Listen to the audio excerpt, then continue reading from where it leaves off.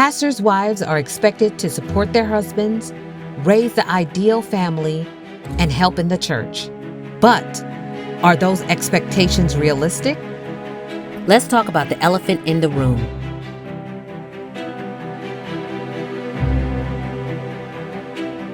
Pastors' wives. Welcome to another great episode of the Big E, the Elephant in the Room. My name is Melissa. Today we will be talking about pastors' wives. Yes, a lot of us always wondered, what do pastors' wives really go through? Being the center and being actually that support to a pastor or minister, as well as being that mother, and being just the vessel and the voice of so many individuals in the community. So we thought it was very important to really have two individuals that are pastors' wives that really can be able to bring us some insight on what they have been experiencing over the years after being placed into this position as a pastor's wife.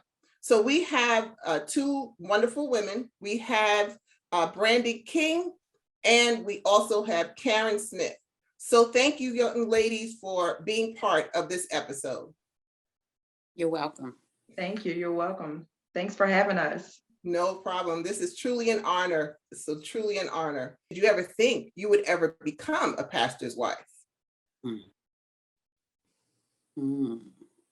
No, I became a pastor's wife at 25. Wow. And I'm 38 now. So my grandmother, she used to tell me, Brenda, you used to always say that you were going to marry a pastor. I'm looking like, Grandma, I don't remember that. And I really don't, but I had no idea. Now, had you asked me some years ago, I would have said, no way. And Karen, did Same you ever? For me. Never. I actually thought I was staying away from that. At the time my husband and I married, he wasn't in ministry. And it just never, and I've seen first ladies over the years, traditionally through convocations and conferences. And I thought, I don't want that kind of pressure. That's not where I want to be. I'm a little bit more private. And it was always like somebody always wanted to find out, oh, that's the pastor's wife. What does she do? Da, da, da, da. So I thought that I had positioned myself very well not to go into that role. But to my surprise. So Yes. were your husbands, were they pastors when y'all were originally married? Both of you said, or did they become pastors after you got married? I met my husband in high school, and he was a minister then. When he told me he was a minister, I'm looking like, nobody wears a do-rag if you're a minister. But he was a minister when I met him in high school, and I was shocked because I'm looking like, you wear do-rags in a Tim. You don't look like a preacher, but yeah. And no, my husband was not in ministry. He wasn't even a deacon in the church. Wow. We met, actually, my husband and I have known each other most of our lives. We went to the same church. We went to some of the same schools. We didn't go to high school together, but we grew up in the same community, but we never saw each other. It was almost like we were always around each other, but our eyes were never open to each other. Not until he was in 12th grade in high school and I was in the 10th grade. And at church, we just started to communicate and somehow our eyes started to open. And I just think that was God. But again, I didn't think ministry. I don't think he thought ministry. So it was quite a shock 1 month after my marriage. Wow. That God called him into the ministry. Wow. So that was a complete. I always say God set me up. Yes. That is funny. So what are actually some of the common misconceptions being a pastor's wife? That is peachy and that you have so much privilege. You do to a certain extent, that it's a wonderful ride, and it can be. Don't let me take away from that. And all the perks people think that come along with that. They don't see the work behind the scenes. They don't see the backstory. So I would say that's some of the misconceptions. My misconceptions would be that we're just women that should take care of the house, the children, and our husbands. And that we're not as spiritual inclined as our husbands. They think that we don't have dreams and aspirations. We're just here to follow, that we don't get our hands dirty in ministry. We just don't partake in the ministry. We just sit on a pew with our big fancy hats and nice suits. And like she said, it's work. Wow. So do you, when managing being wife, mother, pastor's wife, how do you manage all of that and still be able to take time for yourself? I'm still learning. Sometimes I'm good at it, sometimes I'm not. But here lately, I have been doing the small things that I like, because I'm on this journey. Sometimes we forget about us. We're so consumed with everybody else's concerns or their issues, making sure that they're staying on the battlefield and making sure we're taking care of house. So sometimes we just lose ourselves. And if a first lady got it all together, they never lose themselves, tell them to call me so we can talk. Right. But call me too. Yes, I'm still learning. I'm realizing the small things count. So like me going to get my nails done, that's self-care for me. I mean, a massage, being with my girlfriends, and we're just not talking about God all the time, because a lot of people think that's all we do. We talk about Jesus and we pray all day. Yes. It's quite a task to handle. Some people would say, well, what if your husband was this business tycoon? You would still have some of these same roles. Yes, you would, but it's a constant. Every week you're in church and people watch you for your ideas, for your facial expression. They look like they want to read your thoughts. If your slip is hanging, if your hair is out of place. So it's like you're under a microscope and you're supposed to have it together because you're that image that they have. You're the woman that has it all together. You're not the woman falling apart because you have all these roles, because after all, the conception is, girl, you got it made. You got all these people helping you and working with you. But it can be quite, it could be quite tasking sometimes. And let me know when you find the woman that has it all together. Now, it's been 25 years. So am I managing better? Yes, absolutely. I think I'm doing a better job. And I think I've learned over the years that I matter too. And that there are some things that I don't feel bad that I don't want to participate in. Right. And that I have to have time for me. Some people can go to the store, throw on some pants, go in the store and come out. And if they see us do that, she had a bonnet on, she had on jogging pants and tennis shoes. I'm looking like I'm human. But of course, I'm not gonna wear a bonnet. That's just not me anyway. But I mean, like Karen said, we're under the microscope at all times. When you're in church, you shouldn't even have a piece of hair out of place. Wow. What are the pros and cons dealing with members every day? And, you're hearing things, you're seeing things that are happening with members in their personal life, because you're now taking on their life, they're taking on their situation. How are you able to differentiate that and separate that, with all of that involved? It comes with a lot of learning. Now and again, my husband has been in ministry for a while, so I've been through some of the mistakes. I've been through some of the mistakes of taking on some of their issues and problems and making it mine until I realized I'm not God. And I had to be able to distinguish between what I can be to pray and help you with and what I need to take on as mine. And I realized that you can't take on someone else's problems. It will destroy you. It will pull you down because you're taking on so many people's issues. What about the issues that are in your home?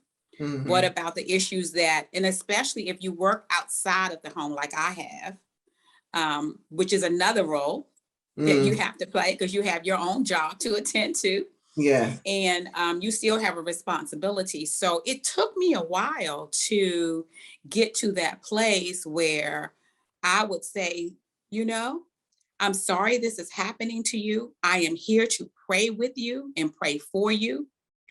And that's what I'm going to do for you. And know that I'm doing that prayer and I've done my part. And not actually get into, well, your lights have been cut off. Well, let's call and let's see, what we can do. And before you know it, it becomes, well, First Lady, can you get this on? Well, First Lady, can you do this? It takes, that comes with trial and error, and that comes with experience. It takes a discerning spirit. You have to have a discerning spirit in, I don't want to call this a job, but I'm gonna call it an assignment. You have to have a spiritual insight. You do have some members that will call to say, this going on, they have that going on, but do they really? So that's when your discerning spirit have to kick in. I've had people say, well, can we come by your home? No.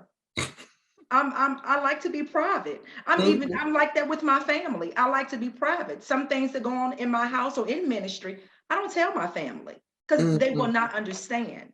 But I mean, like she said, okay, I'm most certainly going to pray for you. But sometimes when we try to take on their concerns or issues, it's a burden for us. And then once again, when we start taking on everybody's burden, we forget about our house. We forget about it gets heavy for us, and we forget how to pray for us and our husbands and families. But it could be a lot. Wow. Well, absolutely, Brand. I concur. Well, ladies, we're going to take a quick commercial break and we will be right back. We know that God has called you to a mission, but sometimes you need a little help getting there. At the Center for Clergy and Church Support, we strive to encourage, empower, and equip ministries and nonprofit organizations to do all that God has called them to do. We handle basic legal issues, conduct administrative and financial audits, and strengthen organizations in community engagement and capacity building. Let us help your ministry or nonprofit in advancing the kingdom of God. Visit clergycenter.org for more information. What stresses and pressures have you been faced with being a pastor's wife? Brandy? Well, my stress, I wouldn't call it a stress here. I wouldn't call it a stress because I feel like God is still ordering my steps. In October 31st, I found out that my husband was sleeping with one of the members in the church. So it's still fresh, still happening because, she's still posting their conversations she put on social media. So we were not able to deal with it privately. So it's publicly, everybody knows about it. And so I'm still dealing with that. But at this point where I am today, I know God is keeping me. So it's really, I'm just going through the motions and standing on God, just standing on God and letting him direct me, letting him guide me. And a lot of people have not heard from me. They have not heard from my side because I've been quiet. And I'm quiet because this is where God wants me to be. I don't think it's that time yet to share my story because it's still early. But you always have to, in this position, I feel like you always have to watch as well as pray, because the Bible tells us to watch as well as pray. So, I mean, I feel like that's what you just have to do. But the stress and pressure is a lot. Everybody is watching. So, right now I feel like I'm under a microscope. They're looking for me to say something, or they're looking for me to look some type of way. So I haven't missed a day at work since this happened, and I'm not. I'm not going to skip a meal because I'm not.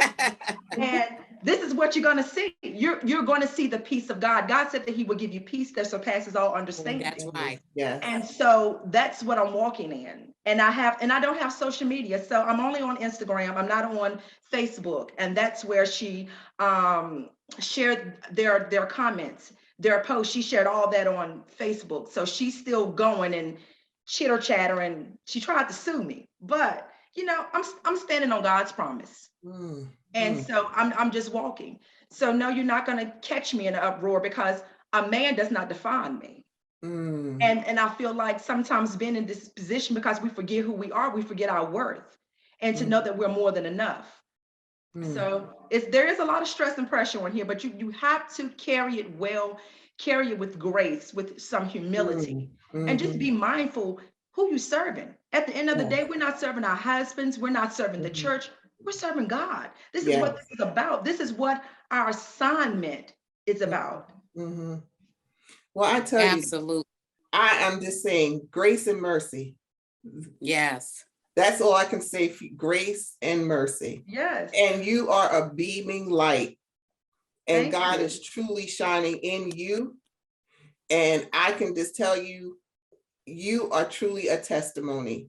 You don't see what God is going to be doing for you, but he is working in you now, just for you to be able to be still and listen. That is the biggest piece. Being still and listening to him and trusting him through the process and not giving up. Absolutely. Despite all, because you're the one, you are basically doing what God always wants us to do every day. And you are truly the example of what you're the example. And I just want to so Karen, do you have any insight off of this? My insight, I think, just to kind of piggyback on Brandy, or just to encourage her, I think personally that's the best way to handle this situation. People are waiting for your words so they can twist them, some of them. They're waiting to see you break. They're waiting to see, oh, how's she looking today? And so the fact that you're not speaking on it is confounding them. Because as unfortunately in my situation, I've never had to, thank God, deal with that so publicly, but it didn't mean that I didn't have to deal with the rumors of it. And it happens. I don't know what it is about pastors that people get delusional about or men, period. But it happens. And the best thing I think you're doing, and that I did, even through some of the rumors, I was like, but because I knew it was a rumor, and I just said, you know what? I don't have to give this no words. Because the minute I put words and a voice to it, the minute it gets misconstrued or told a different way. So the fact that you have your head up and that you still smile, this is not just unique to you, Brandy. I have had tons of First Lady friends that had to deal with this situation, and it's so public. It almost like you almost like, do I need to go back in the service? And especially when the person who was in the negative is sitting there in the church. I can't even imagine the stress. Right. But as I know, God can do some amazing things. Oh, yes. And he will keep your mind. He will keep you in perfect peace. Yes. He is if you just think on these things, and actually it probably fools your husband that you haven't spoke. Like, what is she going to say? What is she going to say? Is she going to blow me out the water? I mean, I'm just letting God do the talking. So yes, and I haven't missed a beat in church. I have, been going to church, but I also feel like that I have to set a standard, because I don't want women, especially our Christian women or our Black women, to think it's okay. I don't care if you are a pastor or apostle or bishop. It's not okay. So I mean, that's just where I'm sitting at. I just feel like I don't want my boys to think that it's okay. So I'm taking a stand and I'm looking like, no, sons, it's not okay. If there's an issue, you talk about the issue. And then after the issue, and a lot of our culture think it's not okay to do therapy. What is wrong with therapy? Nothing. What is wrong with it? Nothing. So, I think that, our culture just do not do therapy. They think you got to have some type of mental issue to do therapy. No. So, I just feel like I have to stand in this position, in this posture that God has given me. Just be silent. And when it's that time, God will let me know when it's that time. Because if I'm talking, they're hearing me. They're not hearing God. Yes. Absolutely. And I don't want Absolutely. that. Yeah. I don't want that. He already told me he's going to bring me out Pierce Gold. So I'm just waiting. So I'm just gonna stand. I'm just gonna stand. That's what I'm going to do. So you were talking about your children, and I was just going to say, you are just setting such a high standard for your boys, and that shows so much to them, and still keeping that peace in that home, that normalcy and that consistency in the home, not trying to it's not even just in the church, it's in your home. So that right there is just marvels, and just like I said, God is really within you. And I thank you for even being so transparent to even talk to us about this, because honestly, this is the healing process. I always say here. It is. It starts the healing process. This is the healing process to let you know that God is with you and he is carrying you through this whole situation. So I thank you for that, Brandy. You're and welcome. You will truly be in my prayers. Thank you and your family, you will be in my prayers. So we're just going to go into another side of this. What would you tell a woman that is marrying a pastor? And I know this is after this. No.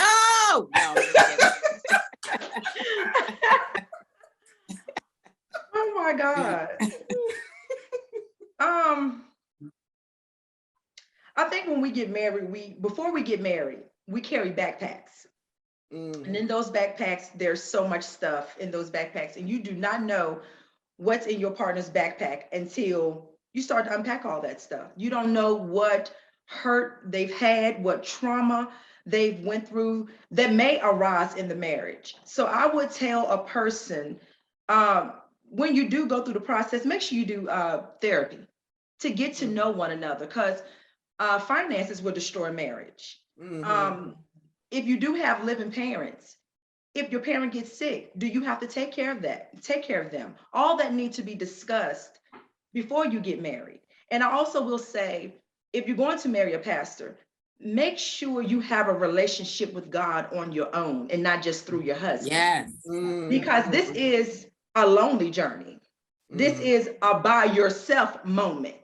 And when everybody is gone, the church stop calling, stop checking on you, or like we had COVID, we didn't see each other. That's when the true testament comes in. Are you going to sit here, or are you going to complain, or are you going to get on your knees, and are you going to pray? So you have to make sure you have a foundation with God of your center of your attention first, then your husband. Because how can you love your husband if you don't love God? If this is what you say, this is the assignment you want to take. Communication is number one. Make sure you and your spouse are communicating. Make sure there's trust and understanding. So because in the marriage, while you're unpacking that backpack, some stuff is gonna come out. So also make sure you also have a forgiving spirit when those things start to come out those backpacks. And something that I'm going to piggyback on, Brandy, is to make sure that you do have your own relationship with God. That's it. And that you have faith. Now, one of the things that I've had spoken to young ladies that have been in the process of marrying a pastor, or their husbands was becoming a pastor. And so that was one of the advices that I gave them, to be make sure they have a relationship, but to be your authentic self. Yes. Don't take on anything.